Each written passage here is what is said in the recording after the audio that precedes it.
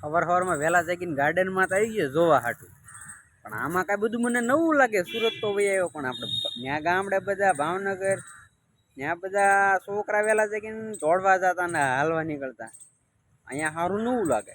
જ્યાં જોઈને નકરા ડોહા વહેલા જાગીને નીકળી જાય છે ગાર્ડનમાં ને બધે. છોકરા દાદા 10 વાગ્યે બધે જાગે. જોઉં તમને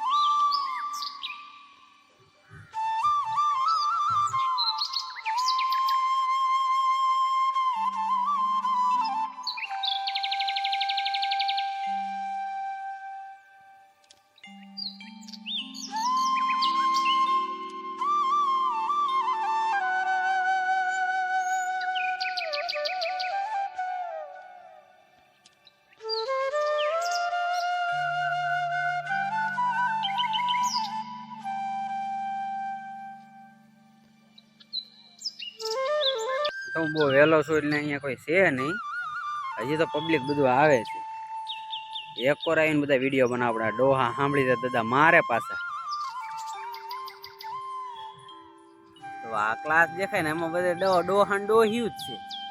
એક આ ક્લાસ ને એક ઓલો ક્લાસ. આ ગાર્ડન તમે જુઓ, તમને ખબર છે આ સુરતનું બહુ ફેમસ છે. કેવું ગાર્ડન છે તમે કમેન્ટ કરો.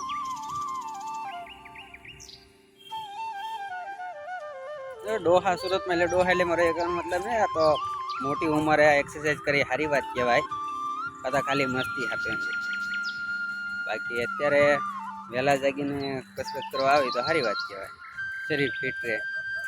ગામડે તો કામ કરતા હોય ખેતીવાડીની એટલે કાંઈ જરૂર ન પડે, પણ અહીંયા તો કામ ન હોય એટલે કરવી પડે.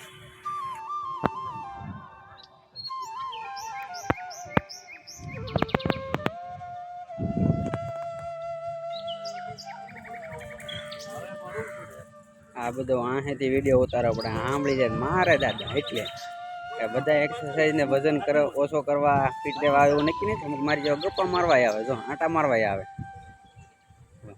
અહીંયા 8-10 જણા બેઠા છે. હાલવા વાળા હાલે છે.